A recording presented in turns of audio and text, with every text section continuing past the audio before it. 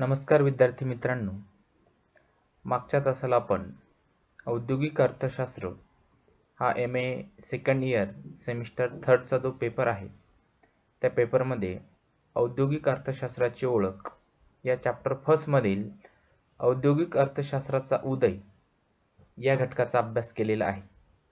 यामध्ये आपण औद्योगिक अर्थशास्त्राचा उदय कसा झालेला आहे किंवा विकास कसा झालेला आहे आणि औद्योगिक अर्थशास्त्राची जी काही शाखा आहेत ती शाखा मानवी जीवनासाठी किती उपयुक्त आहेत, मानवी जीवन, मानवाचा विकास आणि औद्योगिक अर्थशास्त्र यातील सहसंबंध काय आहे या घटकाचा आपण मागील पिरियडला आपण अभ्यास केलेला आहे। आज आपण औद्योगिक अर्थशास्त्राचा अर्थ आणि व्याख्या आणि औद्योगिक अर्थशास्त्राचं स्वरूप या घटकाचा अभ्यास करणार आहोत। आता सर्वप्रथम औद्योगिक अर्थशास्त्राचा अर्थ की सर्वसाधारणपणे औद्योगिक अर्थशास्त्र कशाला म्हणायचं याचा जर विचार केला तर आपल्याला असं लक्षात येतं की उद्योगधंद्यांमध्ये कोणत्या वस्तू आणि सेवांचं उत्पादन घ्यावं आणि त्या वस्तू आणि सेवांचं उत्पादन घेतल्यानंतर ती मानवापर्यंत कशी तिचं वितरण करावं, म्हणजे औद्योगिक विकास आणि मानवी सहसंबंध या दोन घटकांचं अध्ययन करणारे शास्त्र म्हणजे औद्योगिक अर्थशास्त्र होय। आणि म्हणून औद्योगिक अर्थशास्त्र आणि मानवी जीवन याचा अत्यंत घनिष्ठ संबंध आहे, कारण मानवाची प्रत्येक कृती ही कशाशी संबंधित आहे तर आर्थिक विकासाशी किंवा औद्योगिक विकासाशी संबंधित आहेत आणि आर्थिक विकास हा त्या देशातील औद्योगिक विकासावर अवलंबून असल्यामुळे औद्योगिक अर्थशास्त्राचा ही जी काही शाखा आहेत ही शाखा अत्यंत महत्त्वाची आहे। आता औद्योगिक अर्थशास्त्र खऱ्या अर्थाने गेल्या 50 वर्षापासून हे मोठ्या प्रमाणात विकसित झालेलं आहे।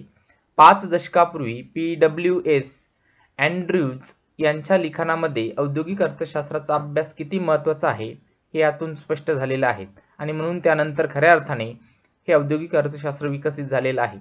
नंतरच्या कालखंडामध्ये औद्योगिक अर्थशास्त्र ही जी काही शाखा आहे, कारण जागतिकीकरणानंतर म्हणजे साधारणपणे जगातल्या सर्वच देशांनी 1980 नंतर जागतिकीकरण या संकल्पनेचा स्वीकार केल्यानंतर औद्योगिक अर्थशास्त्राची शाखा आणखी विकसित झालेली आहेत आणि औद्योगिक अर्थशास्त्राचा अभ्यास आणि मानवाचं जीवन याचा अत्यंत घनिष्ठ संबंध आहे हे अनेक अर्थतज्ञांनी मान्य केलेलं आहे आणि म्हणून औद्योगिक अर्थशास्त्र ही एक महत्त्वाची शाखा आहे।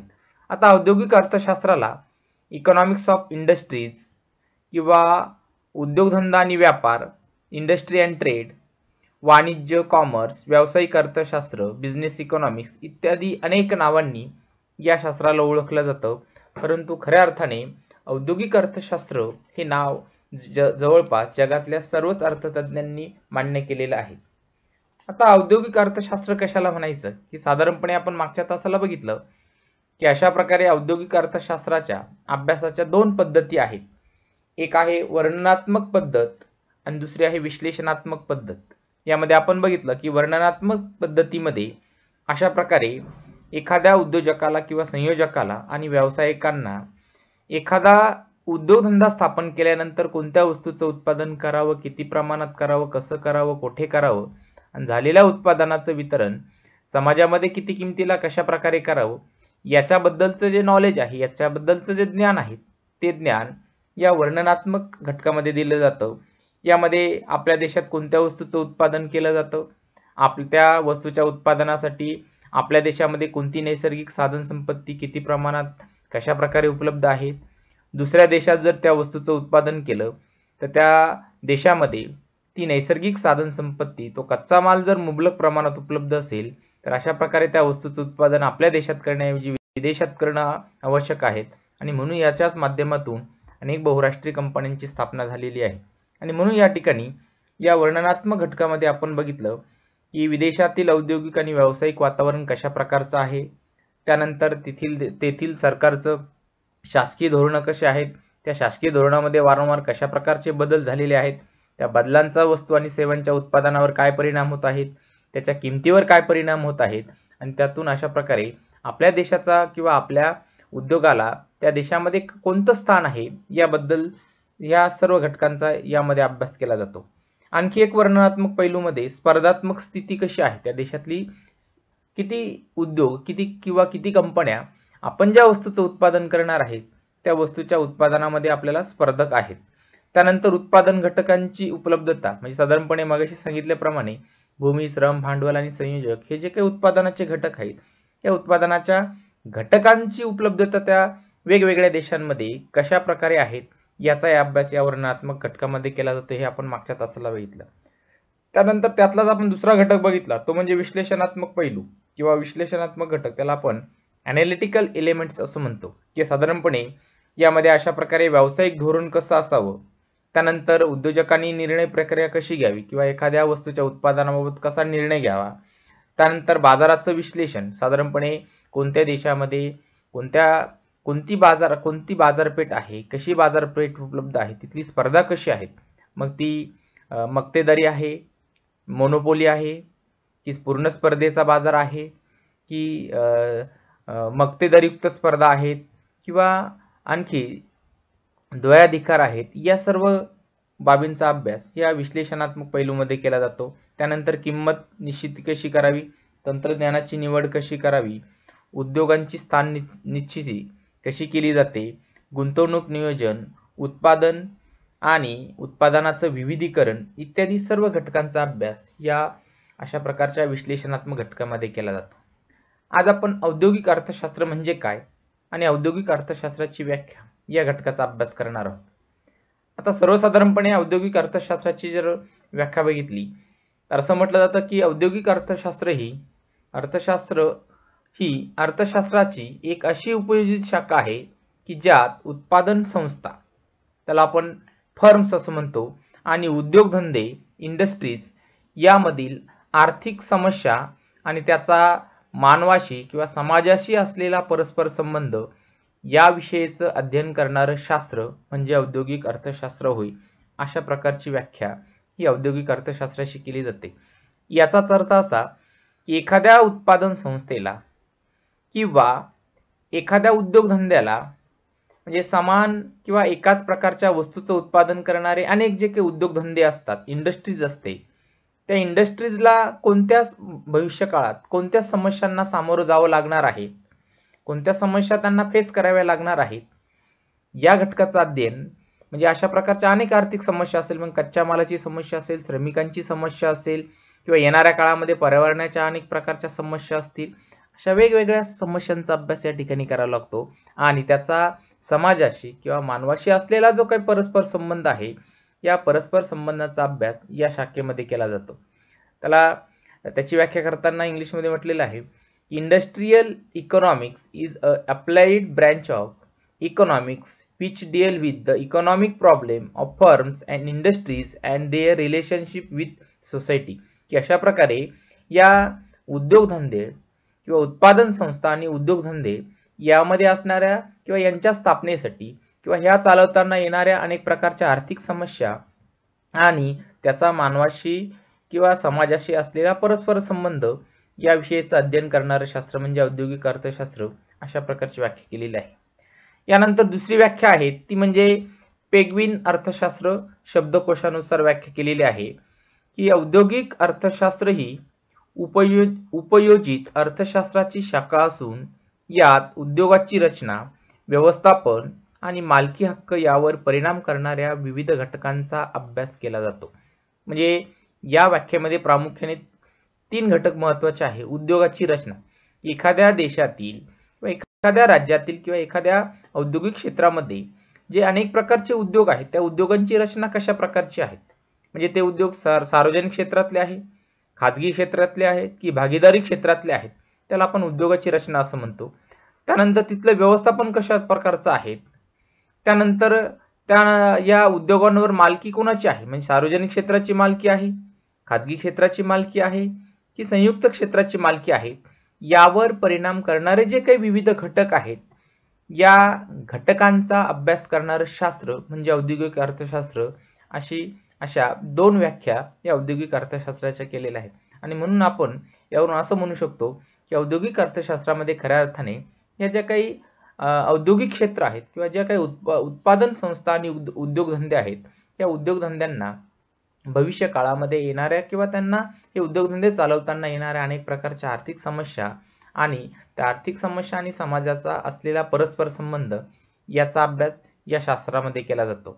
यामध्ये आपण अशा प्रकारे उद्योगाची रचना कशी असावी किंवा कशी असते, व्यवस्थापन कसं असतं आणि मालकी हक्क यावर परिणाम करणारे विविध घटक जे आहेत त्या घटकांचा अभ्यास यामध्ये केला जातो.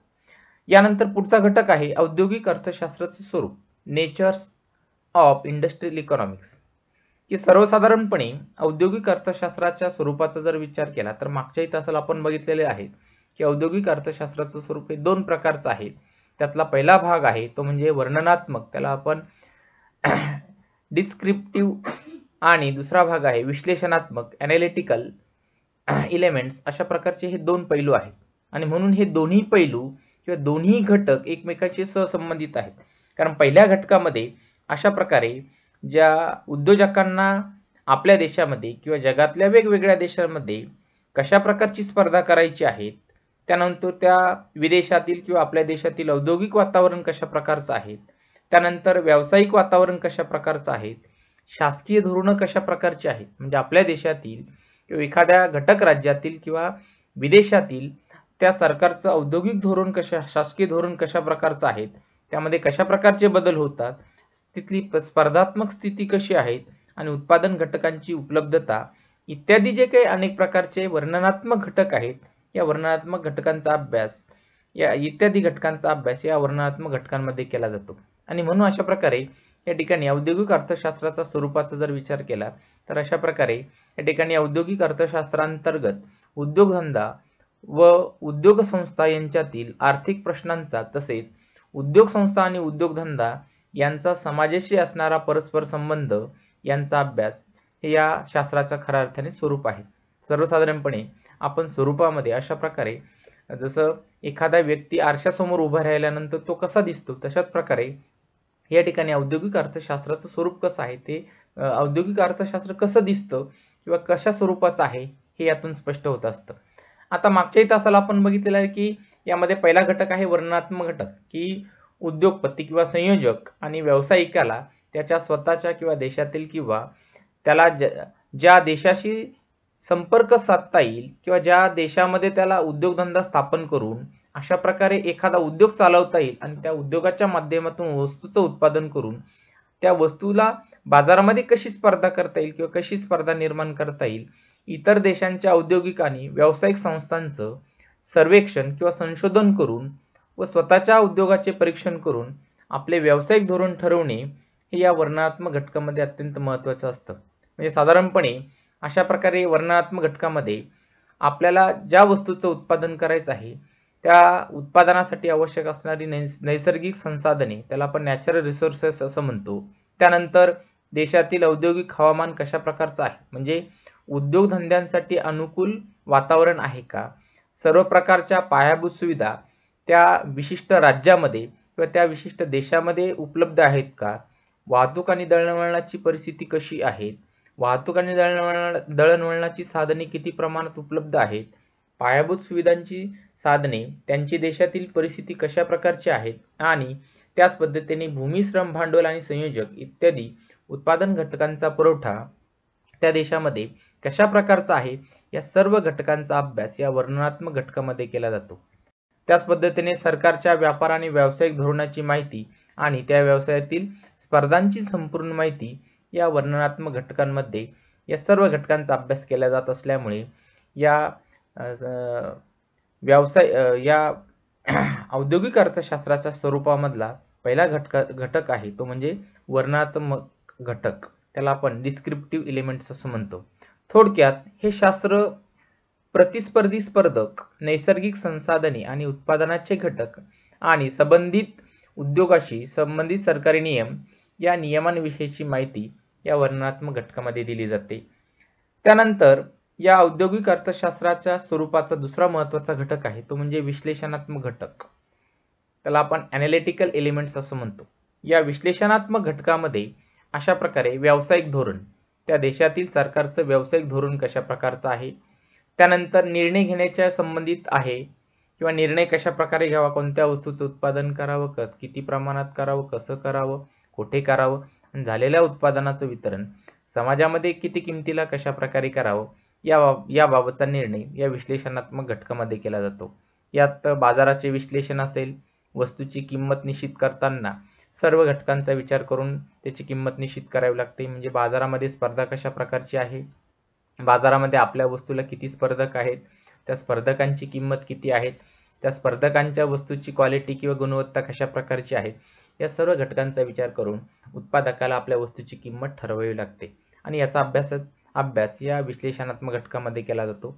त्यानंतर तंत्रज्ञानाची निवड, की साधारणपणे आपण बघतो की दोन प्रकारचं तंत्रज्ञान असतं. एक म्हणजे अत्याधुनिक किंवा त्याला आपण भांडवल प्रधान तंत्रज्ञान असं म्हणतो आणि दुसरं आहे श्रमप्रधान तंत्रज्ञान, की भांडवल प्रधान तंत्रज्ञानामध्ये अशा प्रकारे जास्तीत जास्त भांडवलाचा किंवा यंत्राचा वापर केला जातो आणि कमीत कमी श्रमिकांचा वापर केला जातो.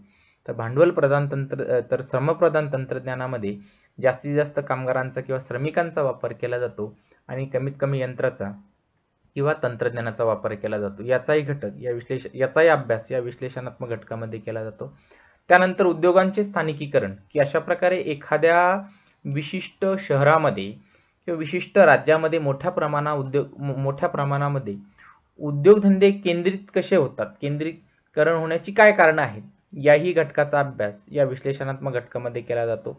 त्यानंतर गुंतवणुकीविषयीचं नियोजन, म्हणजे साधारणपणे फॉरेन डायरेक्ट इन्व्हेस्टमेंट असेल किंवा एखाद्या विशिष्ट घटक राज्यामध्ये जास्तीत जास्त गुंतवणूक आकर्षित करण्यासाठी त्या देशातील घटक राज्यातलं जे काही सरकार आहे ते सरकार कशा प्रकारचं नियोजन करतं.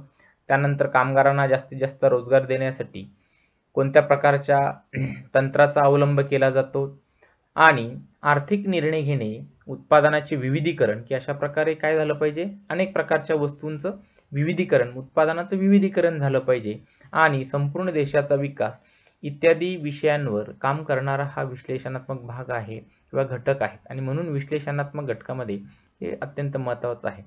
आता विश्लेषणात्मक घटक आणि वर्णनात्मक घटक हे दोन्ही जे काही पैलू आहे किंवा दोन्ही घटक आहेत हे समान महत्त्वाचे असून दोन्ही घटक काय आहेत, परस्परावलंबित आहेत.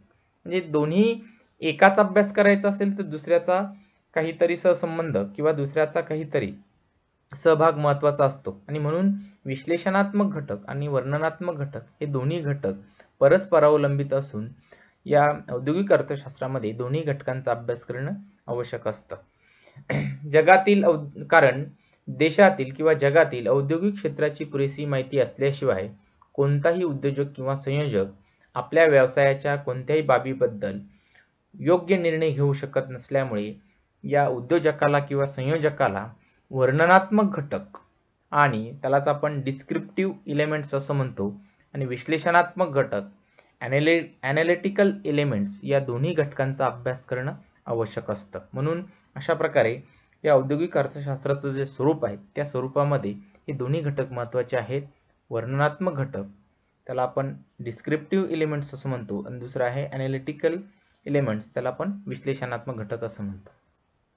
आता मूलभूत आर्थिक समस्या, साधारणपणे आपण बघितलं की एक व्यक्ती असेल, कुटुंब असेल किंवा एखाद्या देशातील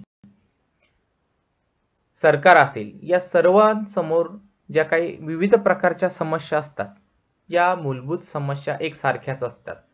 म्हणजे साधारणपणे अर्थव्यवस्थेच्या सर्वच क्षेत्रामध्ये मूलभूत आर्थिक समस्या सारख्याच असतात आणि म्हणून औद्योगिक अर्थशास्त्रातही उद्योजकाला किंवा संयोजकाला किंवा औद्योगिक क्षेत्राला किंवा देशातल्या मध्यवर्ती नियोजन मंडळाला किंवा सरकारला अशा प्रकारे या ठिकाणी कोणत्या वस्तूचं उत्पादन करावे हा प्रश्न नेहमी भेडसावत असतो. कारण आपण बघितलं की संयोजक जेव्हा असतो तो कोणत्या वस्तूचं उत्पादन करावं या प्रश्नाची सोडवणूक करताना ज्या वस्तूला वर्षभर मोठ्या प्रमाणात मागणी असेल, ज्या वस्तूच्या उत्पादनातून मोठ्या प्रमाणात आपल्याला नफा मिळेल आणि सातत्याने आपल्या उद्योग क्षेत्राचा किंवा आपल्या उद्योगाचा विकास होईल अशाच वस्तूचं उत्पादन करण्याचा निर्णय या ठिकाणी संयोजक किंवा उद्योजक घेत असतो. म्हणून या ठिकाणी अशा प्रकारे ही एक मूलभूत आर्थिक समस्या आहे की कोणत्या वस्तूचं उत्पादन करावं. म्हणून औद्योगिक अर्थशास्त्र जे आहे त्या औद्योगिक अर्थशास्त्राच्या स्वरूपामध्ये हा पहिला महत्त्वाचा मुद्दा आहे की कोणत्या वस्तूचं उत्पादन करावं. त्यानंतर औद्योगिक क्षेत्राला देखील अशा प्रकारे की औद्योगिक क्षेत्रामध्ये सर्वच प्रकारच्या वस्तूचं उत्पादन झालं पाहिजे, देशातल्या मध्यवर्ती सरकारला, नियोजन मंडळाला देखील अशा प्रकारे आपल्या देशामध्ये कोणत्याही वस्तूचा तुटवडा निर्माण होता कामा नये यासाठी सर्व प्रकारच्या वस्तूचं उत्पादन झालं पाहिजे. मग त्यामध्ये प्रामुख्याने वस्तूचं उत्पादनाचे दोन भाग येतात. एक म्हणजे जीवनावश्यक वस्तू आणि दुसरी म्हणजे चैनीची वस्तू.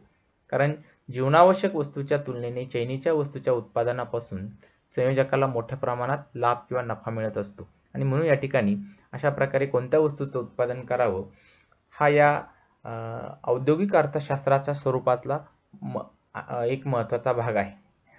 त्यानंतर दुसरा आहे किती प्रमाणात उत्पादन करावं. आता उत्पादन किती प्रमाणात करावं या प्रश्नाची सोडवणूक करताना उत्पादक, संयोजक किंवा औद्योगिक क्षेत्र किंवा देशातलं मध्यवर्ती सरकार अशा प्रकारे आपल्या देशातून त्या विशिष्ट वस्तूला किती प्रमाणात मागणी येणार आहे, म्हणजे आपल्या देशातून असेल किंवा देशातले उपभोक्ते असतील किंवा जगातल्या वेगवेगळ्या देशातील उपभोक्ते असतील, ते त्या विशिष्ट वस्तूला किती प्रमाणात मागणी करणार आहे त्या मागणीचा पूर्वांदाज घेऊनच तेवढ्या प्रमाणात वस्तूचं उत्पादन केलं जातं. कारण प्रमाणापेक्षा जास्त वस्तूचं उत्पादन केलं तर अशा प्रकारे त्या वस्तूला मागणी अभावी बाजारामध्ये त्या तशाच पडून राहतात आणि संयोजकाला, औद्योगिक क्षेत्राला किंवा देशातल्या मध्यवर्ती नियोजन मंडळाला मोठ्या प्रमाणामध्ये यापासून तोटा होण्याची शक्यता असते. म्हणून अशा प्रकारे किती प्रमाणात उत्पादन करावं. त्यानंतर तिसरा महत्त्वाचा घटक आहे स्वरूपाचा, तो म्हणजे उत्पादनाची पातळी काय असावी. आता उत्पादनाची पातळी किंवा लेवल म्हणजे किती प्रमाणात उत्पादन करावं आणि उत्पादनाची पातळी किती असावी हे दोन्ही घटक जवळपास एकसारखेच आहे. कारण कोणताही संयोजक अशा प्रकारे या ठिकाणी उद्योजक जो आहेत किंवा संयोजक आहेत तो औद्योगिक क्षेत्राचा आणि मध्यवर्ती सरकारला आपल्या उत्पादनाची पातळी किती ठेवायची आहे किंवा किती उत्पादन झालं पाहिजे. कारण जर मोठ्या प्रमाणात चैनीच्या वस्तूचं उत्पादन जर झालं तर त्या चैनीच्या वस्तूच्या उत्पादनापासून आपोआपच सर्व प्रकारची उत्पादनाचे जे काही घटक आहेत ते उत्पादनाचे घटक चैनीच्या वस्तूच्या उत्पादनाकडे वळवले जातील आणि त्या चैनीच्या वस्तूच्या उत्पादनाकडे वळवल्यामुळे त्याचा परिणाम आपोआपच या जीवनावश्यक वस्तूचं उत्पादन कमी प्रमाणात होईल आणि त्या जीवनावश्यक वस्तूचा देशामध्ये तुटवडा निर्माण होईल. म्हणून या ठिकाणी या उत्पादनाची पातळी किती असावी याबाबत उद्योजकाला, औद्योगिक क्षेत्राला आणि देशातल्या मध्यवर्ती नियोजन मंडळाला किंवा सरकारला देखील निर्णय घ्यावा लागतो. त्यानंतर पुढचा घटक आहे कोणत्या उत्पादन तंत्राचा अवलंब करावा. जसं मगाशी मी सांगितल्याप्रमाणे उत्पादनाचे दोन तंत्र आहेत. एक आहे भांडवल प्रधान तंत्रज्ञान आणि दुसरा आहे श्रम प्रधान तंत्रज्ञान. कारण जर भांडवल प्रधान तंत्रज्ञानाचा मोठ्या प्रमाणात वापर झाला म्हणजे जास्तीत जास्त यंत्राचा वापर झाला आणि कमीत कमी श्रमिकांचा जर वापर झाला तर त्यामुळे उत्पादकाला अनेक प्रकारचे लाभ मिळतात. उत्पादकाच्या वस्तूची गुणवत्ता सुधारते, उत्पादकाचा वस्तूचा सरासरी उत्पादन खर्च कमी येतो. परंतु अशा प्रकारे जर भांडवल प्रधान तंत्रज्ञानाचा वापर जर झाला तर त्याचा परिणाम अशा प्रकारे देशातल्या लोकांच्या रोजगारावर प्रतिकूल परिणाम होतो, कामगारांचा रोजगार कमी होतो आणि त्याचा परिणाम देशाच्या आर्थिक विकासावर होत असतो. म्हणून या ठिकाणी सरकारला बऱ्याच वेळेस अशा प्रकारे मध्यवर्ती नियोजन मंडळाला किंवा सरकारला देखील या ठिकाणी कोणत्या उत्पादन तंत्राचा अवलंब करावा यासाठी अशा प्रकारे बऱ्याच वेळेस हस्तक्षेप करावा लागतो. दुसरा आहे उत्पादन तंत्राचा भाग, तो म्हणजे श्रमप्रधान उत्पादन तंत्र, ज्यामध्ये जास्तीत जास्त कामगारांचा वापर केला जातो आणि कमीत कमी श्रमिकांचा वापर केला जातो. आणि म्हणून अशा प्रकारे या ठिकाणी या उद्योजकाला, औद्योगिक क्षेत्राला आणि देशातल्या मध्यवर्ती सरकारला कोणत्या उत्पादन तंत्राचा अवलंब करावा याबाबतच्या प्रश्नांची सोडवणूक करण्यासाठी औद्योगिक अर्थशास्त्र मदत करत असतं. त्यानंतर औद्योगिक अर्थशास्त्राच्या स्वरूपातला पुढचा महत्त्वाचा घटक आहे तो म्हणजे उत्पादन कुठे करावं. आता आपण पुढे शिकणार आहोत की उत्पादन कुठे करावं, की सर्वसाधारणपणे ज्या परिसरामध्ये कच्च्या मालाचं उत्पादन मोठ्या प्रमाणात होतो व कच्चा माल वाहतुकीचा खर्च जास्त असतो अशा वस्तूचं उत्पादन किंवा उत्पादन कारखाने त्याच परिसरामध्ये असावे अशा प्रकारचा एक सर्वसाधारण एक सिद्धांत अनेक अर्थतज्ञांनी मांडलेला आहे.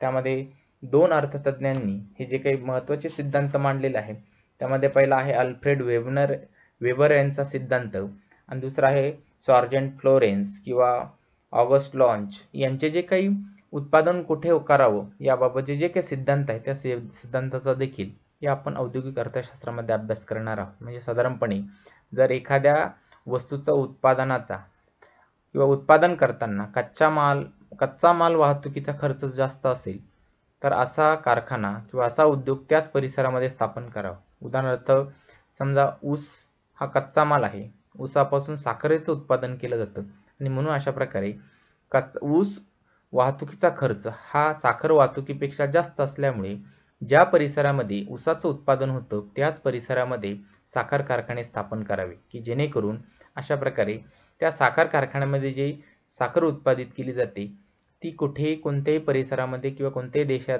कानाकोपऱ्यामध्ये ची वाहतूक करणं सहज सुलभ असतं, परंतु ऊसाची वाहतूक करणं अशक्य असतं. म्हणून अशा प्रकारे औद्योगिक अर्थशास्त्राच्या अभ्यासातून आपल्याला उत्पादन कुठे करावं या प्रश्नाची सहज सोडवणूक करता येते. त्यानंतर पुढचं आहे जाहिरातीवर किती खर्च करावा किंवा जाहिरात खर्च किंवा त्याला विक्री खर्च असं म्हणतो की साधारणपणे आपण बघितलं की गेल्या 1980च्या दशकानंतर जगातल्या सर्व देशांनी LPG धोरणाचा किंवा लिबरलायझेशन, प्रायव्हेटायझेशन आणि ग्लोबलायझेशन किंवा त्याला शॉर्टकटमध्ये आपण जागतिकीकरणाचा या संकल्पनेचा स्वीकार केलेला आहे. म्हणजे संपूर्ण जग हीच एक बाजारपेठ आहे आणि म्हणून अशा प्रकारे या बाजारपेठेमध्ये अशा प्रकारे आपल्या वस्तूचा उत्पादनाचा जास्तीत जास्त खप व्हावा, विक्री व्हावी, सेल व्हावा यासाठी मोठ्या प्रमाणात विक्री खर्च किंवा जाहिरात खर्च करावा लागतो आणि म्हणून औद्योगिक अर्थशास्त्राच्या अभ्यासातून आपल्याला आपल्या उत्पादनावर किंवा आपल्या उत्पादनाच्या जाहिरातीवर किती खर्च करावं याचं ज्ञान प्राप्त होत असतं.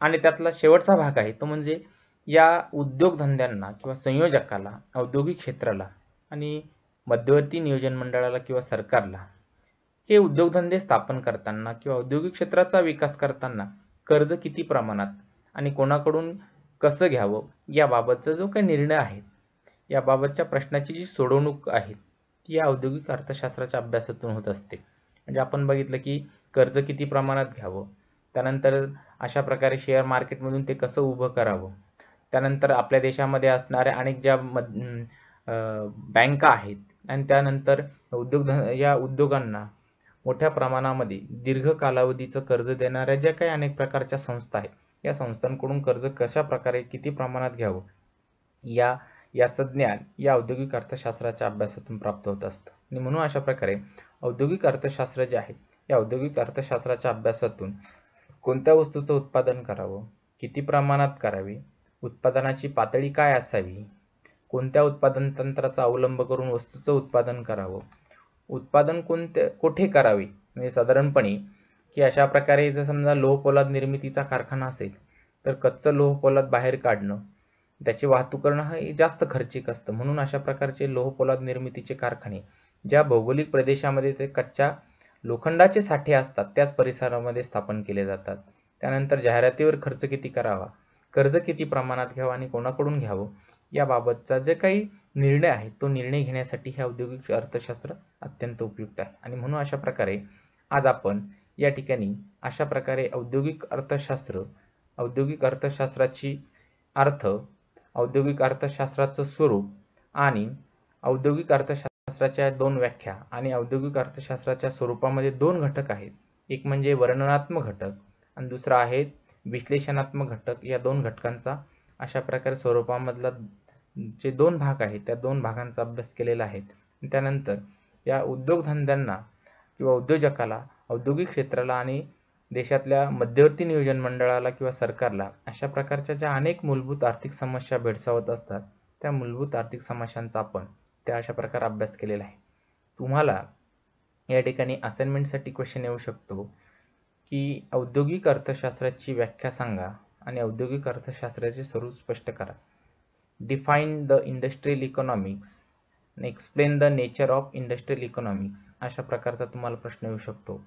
राहिलेल्या घटकाचा अभ्यास किंवा अध्ययन आपण पुढील तासाला करू. इथे आपण थांबू. Okay, thank you.